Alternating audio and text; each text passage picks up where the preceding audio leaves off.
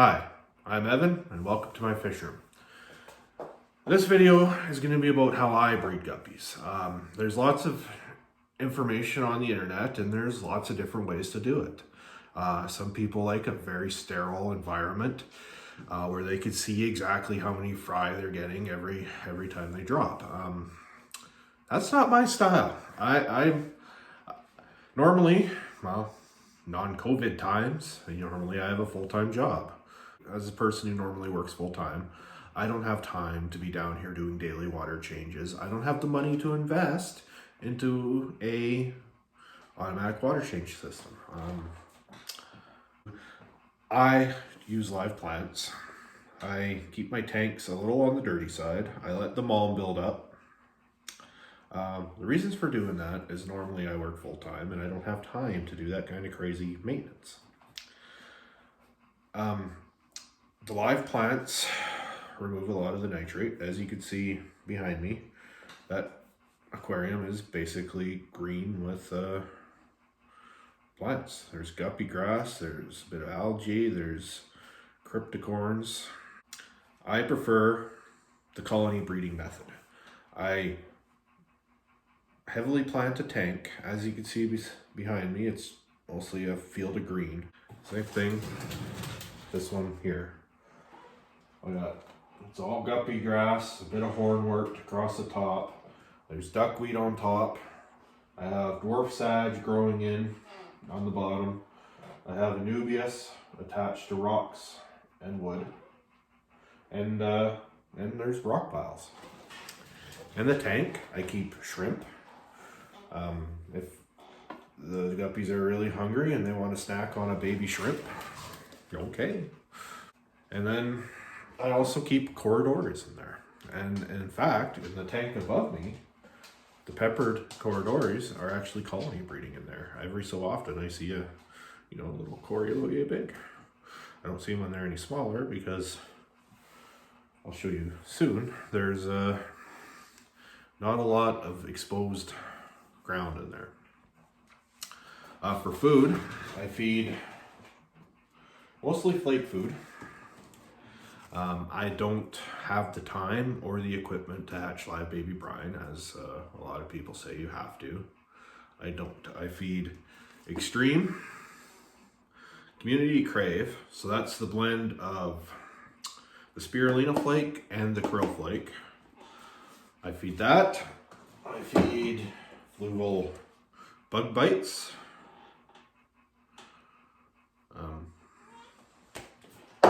And I feed New Life Spectrum Optimum Flakes.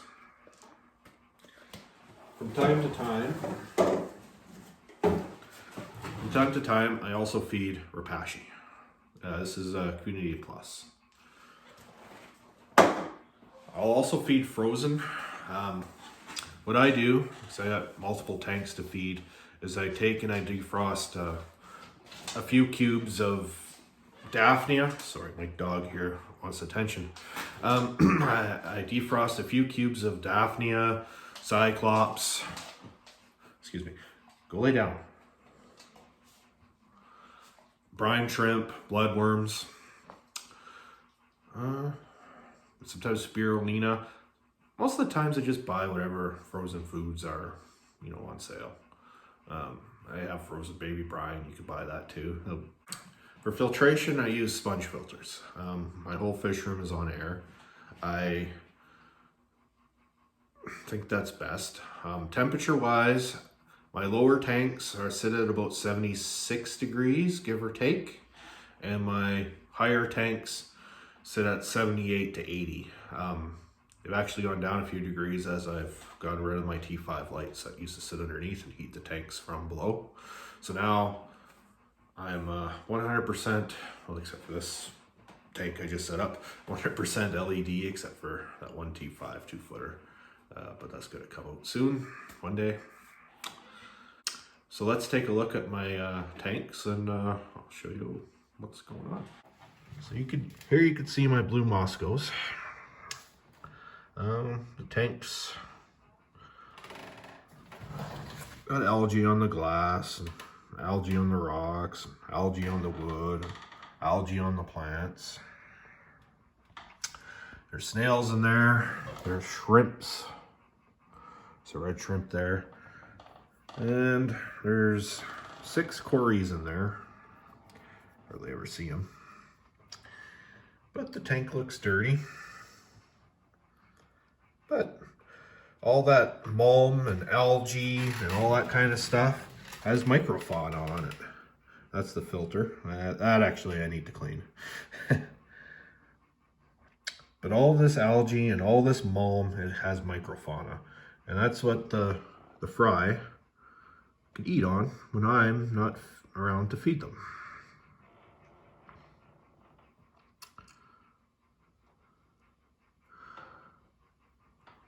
And then same thing up here with this tank.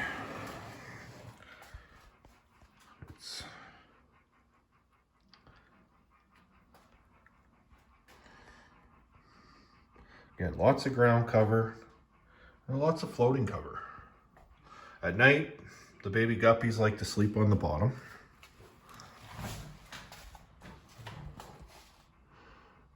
And during the day, they're out and about swimming around. So it's important that you keep ground cover as well as top cover.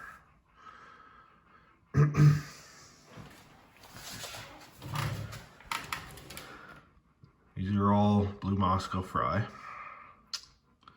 growing up.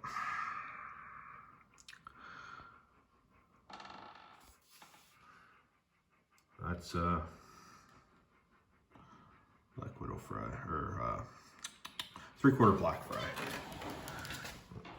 And there's a baby cory on the bottom there, hanging out.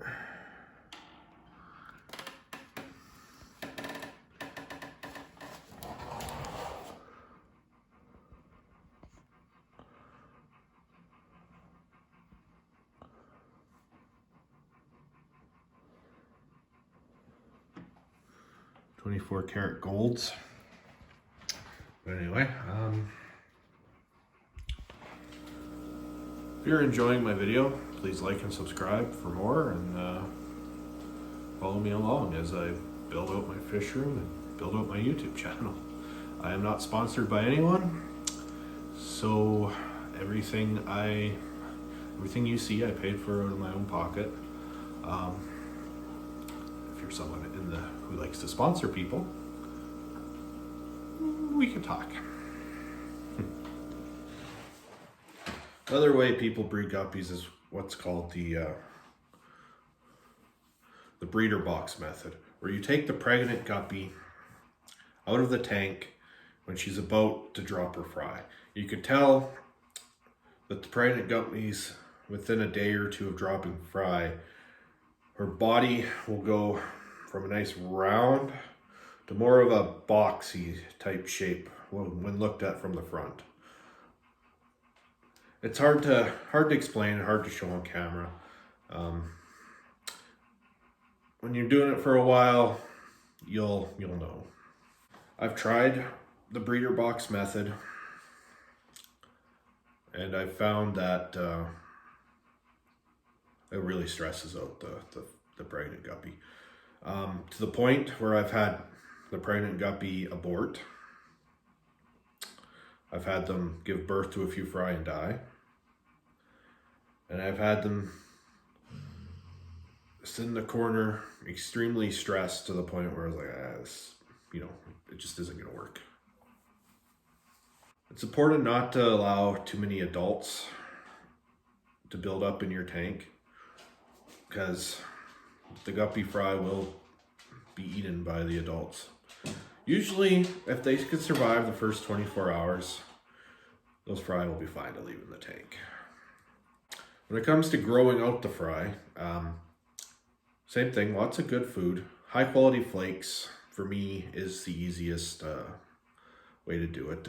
If you have the time and money and you want to do live baby brine or feed frozen all the time, go right ahead. Nothing wrong with it. I don't have the time, and this is a for-profit fish room. Actually, that brings me to another good point. Don't go out and buy a trio of guppies in a tank, set it up, and think you're going to be making money hand over fist. That's not how it's gonna go for you. Um, Especially if you're new to aquariums.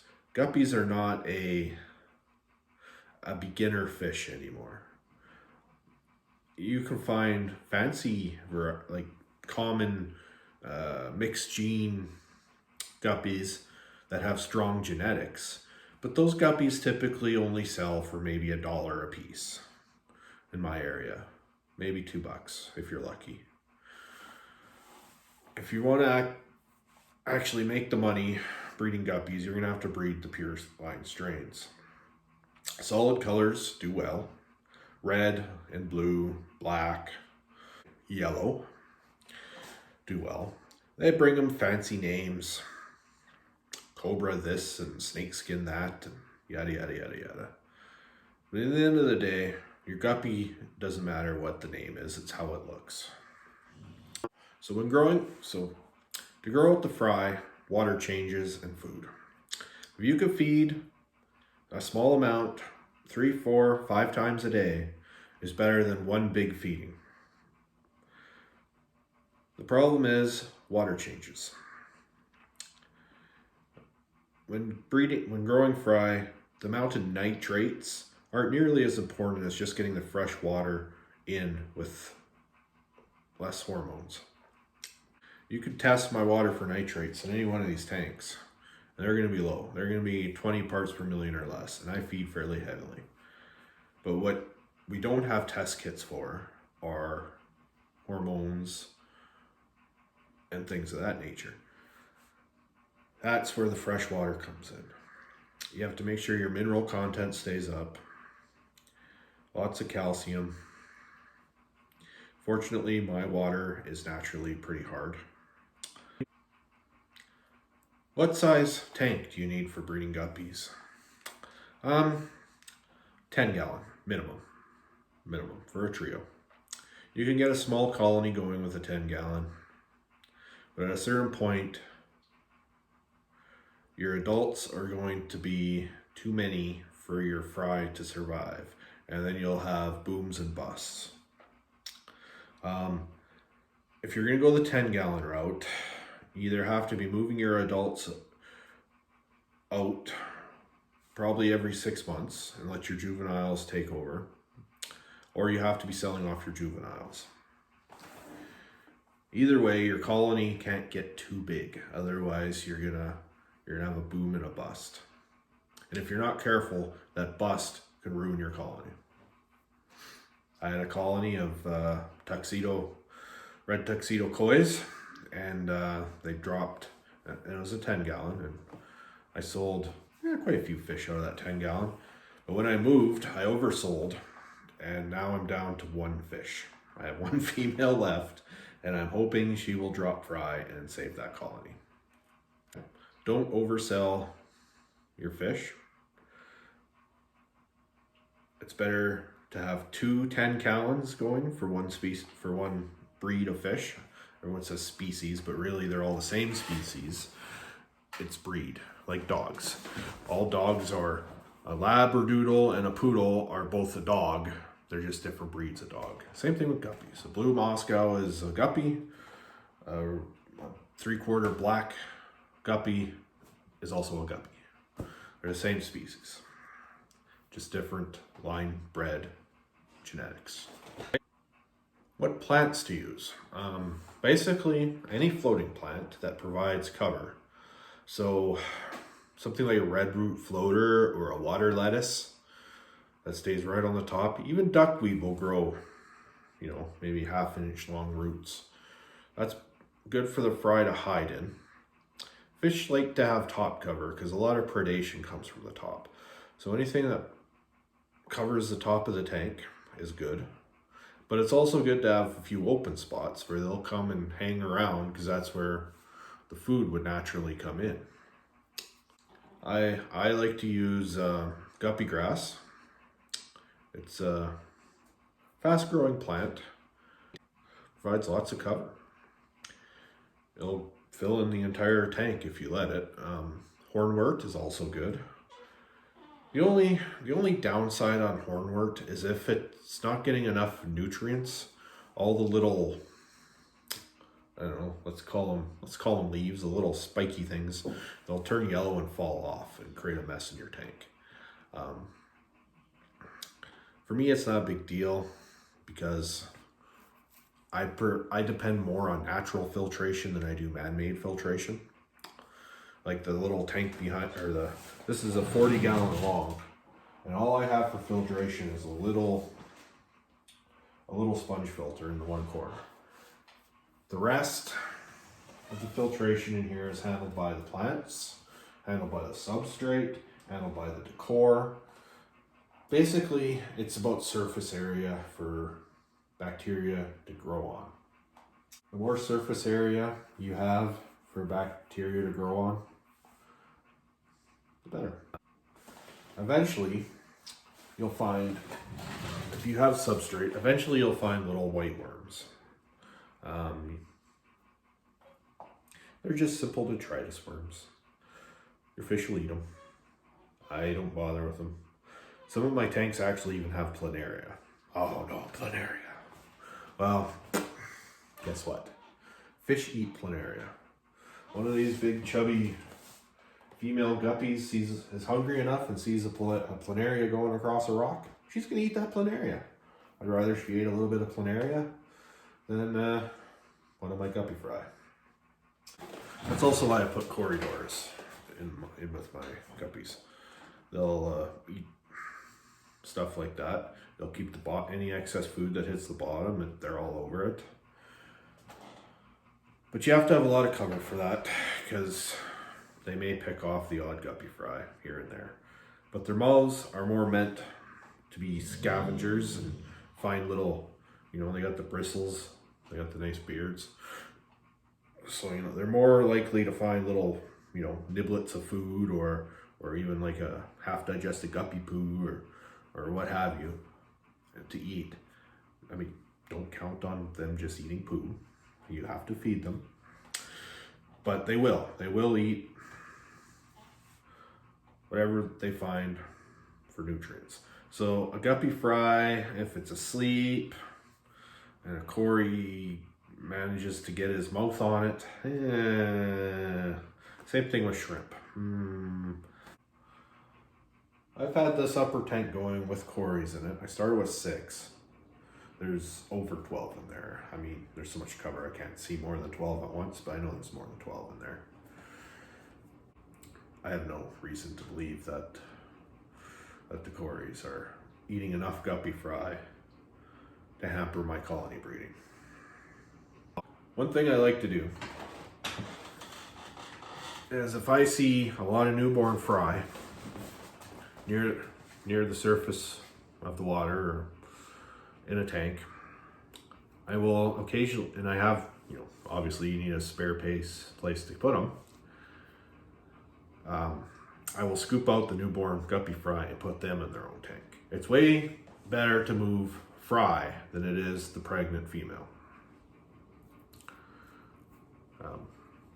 The pregnant female could stress out and die. So now you're thinking, oh crap, now I gotta go buy another tank to put guppy fry in. No. Hang on the back style breeder boxes. They're air powered. You just put water in, put water out. Back into the tank. I heat the room. But if you're heating the tank, it'll still circulate that nice warm water from the tank into the box and back into the tank. I don't leave them in there till they're full grown. I usually leave them till they're, they're big enough that they can get away from the parents, and I'm not worried about them getting eaten. That's when I'll put them back in. A female guppy is going to take the easy target of a newborn fry who's just born into the world, still has an egg sac attached to them, not knowing where they are or what's going on, over a fry that's absorbed the egg sac, is now eating flake food or scavenging throughout the tank. They have their wits about them, they know where to hide, they're going to be okay. So usually 1 or 2 weeks if they're newborn fry. I'll keep them in the breeder box. Some breeds are way more predatory than others. I have some breeds of guppies that you could throw in a bare bones tank and they will breed and you will get your fry. I have others that they will go swimming from one end of the tank to the other to try and catch a fry to eat. It's just the way they are. Culling is kind of a touchy subject for some. I don't kill my culls. I typically let them live their lives out in another tank. If I had a bigger predatory fish like an Oscar or a flower horn or really anything that would eat a guppy baby, I would definitely go that route and just feed them off to them. I'm not a big proponent of the feeder fish you get at like PetSmart or chain stores, as those are dirty fish, and it's not worth the risk to your pet. Sometimes I get some that just don't have the right color. If I get ones that don't have the right color, I just sell them as a guppy. I don't sell it as I prefer to sell my fancy my purebred strains in pairs or trios. But if I get one that comes out with the wrong color, I just sell that as a male. It's a perfectly fine fish. It's just not the one I would sell as a breeding for a breeding group. They don't command as much money that way, but the fish could still go be someone's pet, and someone can enjoy that fish that way. Quarantining. Quarantine all new fish to your fish room. Doesn't matter if you get it from a well-known breeder. Doesn't matter if you get it from a very well-known store. Doesn't matter if you get it from me. Doesn't matter if you get it from somebody like Gary Lang. I mean, if you're into the hobby, you know who Gary Lang is, all right?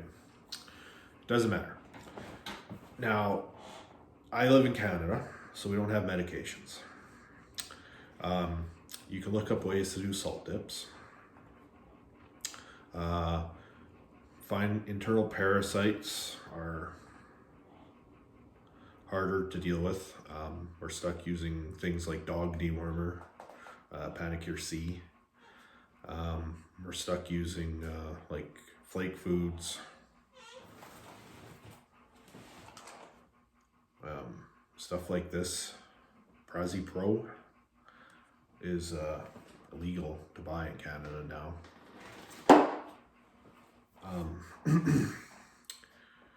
So in the States or other freer countries, you can use meds. I would recommend you go over to the Aquarium Co-op website and how they do their med trio. If I had access to that in Canada, I would absolutely do that for all fish. Well, maybe not all fish, but all fish from a questionable source, such as PetSmart, Big Al's, even anything imported I would do. If I was getting it from, say, another local breeder, I would observe. And that's basically what I do now anyway, is I observe. I'll put the fish in a tank, and I will just feed them or observe them. If they don't have red worms coming out of their butts, or they aren't dying for mysterious reasons, or they aren't falling apart, I typically go, okay, well, these are good to go. So because I have no meds, and because I'm only observing, my quarantine is a minimum of 30 days. Now with guppies, pure strains, I can't mix any of my other fish in with those to see how the other fish react. So what I do is I just leave them in their own tanks for 30 days, minimum. Sucks, but what it is. Sometimes the female guppy will die during birth or leading up to birth.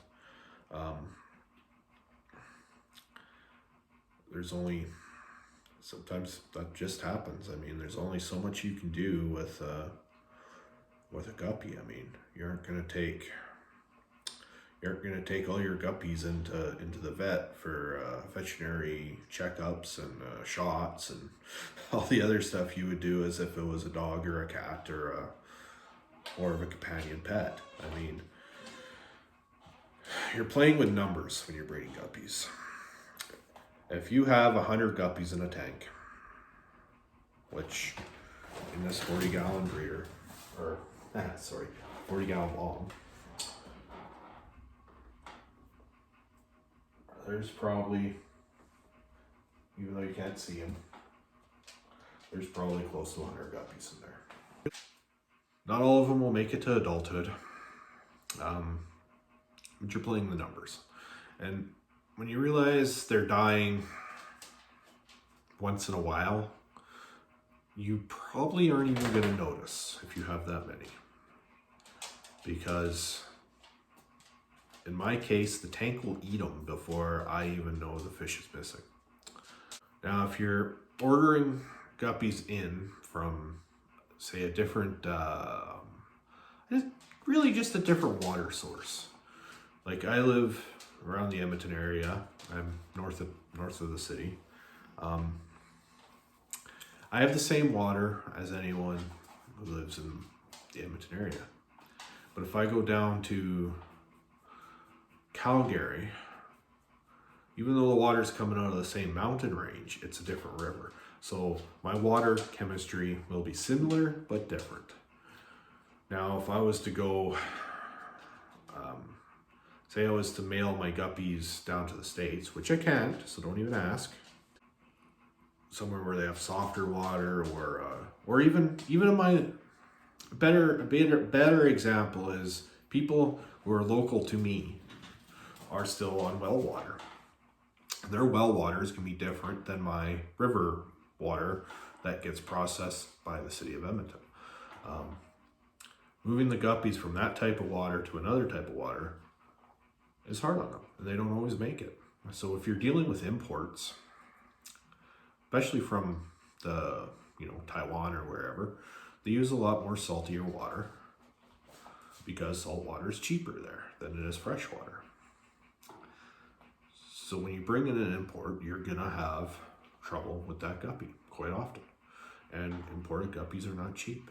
If you bring in a trio of guppies from, say, Taiwan, and you can get them to drop fry in your water, and the imported ones die off, you did good because you have their fry.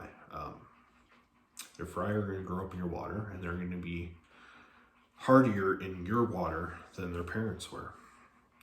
And then once you get those fry to drop fry, then you're pretty much laughing because your fry are going to be two generations in to your water now.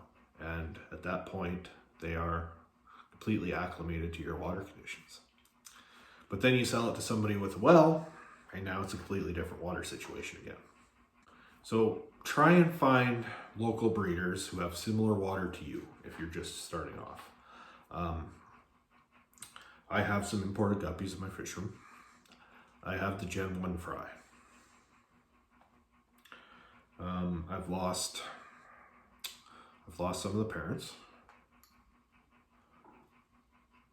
And really, in about a year from now, I'll probably have some that I can start selling.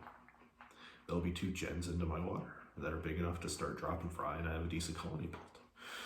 This is a long-term hobby. You're not gonna make $1 million breeding guppies. At least not in North America. Or on a hobbyist scale. What you will do is you'll pay for your fish food. You'll pay for your water bill.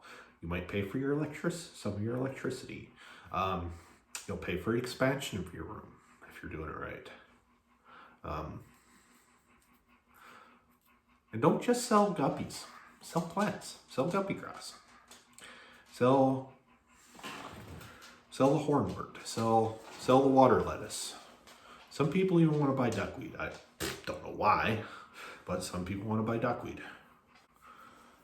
Turn your tanks into multi-revenue streams.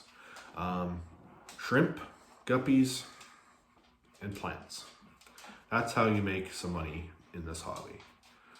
That's how you make some money with guppies in this hobby, because there's lots of other more profitable ways to make guppies, but that's not always, or a lot more profitable fish to breed than guppies.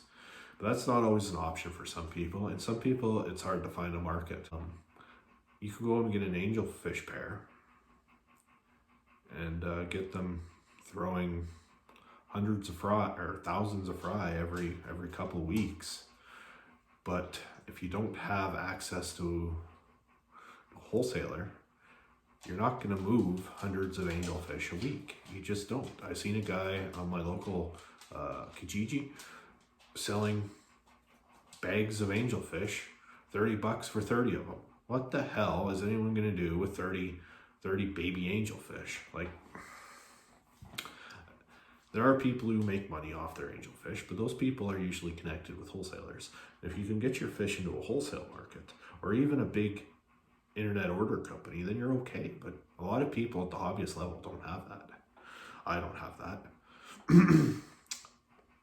I'm happy to throw my guppies out on Kijiji and sell my 2 or 3 trios from this colony this week, and 2 or 3 trios from this colony this week. That's how it was before I moved. Now that I've moved, it's been a little while since I've had any significant fish to sell. It takes a while to get your colonies going. I'm at over 6 months. 6 months, and I still don't have massive colonies ready to sell. I'm still just rebuilding everything for moving. You're gonna have equipment failures. You're gonna have expenses that you aren't prepared for. You'll see in my next video about Inkbird temperature controller, how that failed, how that cost me some money, and how I'm going to improve it. You would have some fun with the hobby. It's not all about making money. There's lots of good people in this hobby. Connect with other friends. And remember, the guy you're selling your trio of guppies to might be, breeding some plecos you want. So if he has problems with your fish, try and help them. I mean, there's some people who will try and take advantage of you. And at a certain point, you have to ask yourself, is your reputation worth the hassle? So be prepared when you're selling fish for your customers that kill them. I've had customers kill, I had a customer, I sold him a trio of blue Moscows. I put the male in with the females in the same bag, because he was driving it 20 minutes down the road to his house. Well, he messages me about 2 hours later, the male's dead in the bag, and I'm like, okay, well, where's the picture? Can you send me a picture? It's still in the bag? Oh, I already threw it in the garbage. Well, okay.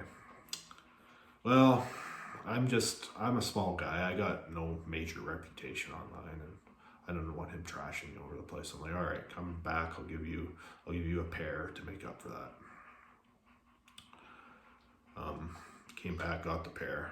This time I bagged the male and female separately, because I've heard stories of guppies killing each other in the bags, like the females killing the males.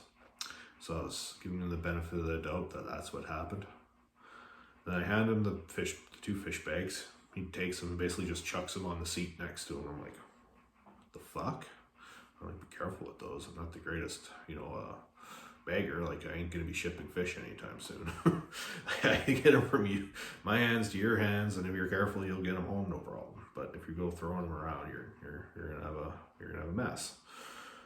And I'm like, all right, well, that's it. And I haven't really done business with the gentleman since. And honestly, I don't really care to.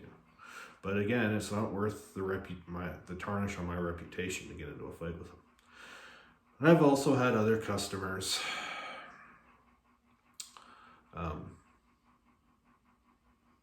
not taking the advice on how I keep my fish, or how to keep the fish I sold them. You ask me for help, and then I tell you how I keep my fish, and then you say, well, the internet says this. It's like, well, okay, do what the internet does. I'm not going to sit here and argue with you. So summarize: plants, guppy grass, hornwort, water lettuce, red root floaters. Those are what sell in my area. But you'll have to do your own research and figure out what sells in your area. Most plants will sell, price cheap enough. Lots of times when you're buying hobbyist plants, you're buying clippings for stem plants. There's nothing wrong with that. Usually you can get a big bag of clippings for $5-10 in my area. Problem is, you got to be the first one to say, hey, I'm on the way. So you got to be Johnny on the spot. There's no roots, so you're gonna have to put these stems into your substrate, and now you can float them too, but that's another story. But yeah, you're gonna have to hope these root out for you. And to sell them, it's the same thing. And if you're not local to a large urban center, most people are. I mean, these days, this day and age, I'm not. So for stuff like that, it's not really worth my time. I got to do stuff like that I keep for myself. I mean, I throw away a lot of plants. Usually it's like if it's really algae infested or whatever, it's whatever. But anyway, this got really long, and as you can tell, I'm wearing a different shirt for the last scene, so I forgot to shoot an outro. I got kind of rambly. So thanks for watching. If you made it this far, if you made it this far, please subscribe. I mean, you may as well. I mean, you put up with me for 30 minutes. That's another, hopefully shorter videos. Got kind of rambly on the fish for profit part of the thing, which I didn't really intend to say anything on, but when I started filming, but I don't script nothing, and I just kind of turn on the camera and ramble on and edit, rewatch it and edit it a few times, because some of the things I ramble on about are pointless. Anyway, thanks for watching. Please like and subscribe. Leave a comment. I hope you'll tune in for my next video. Thank you.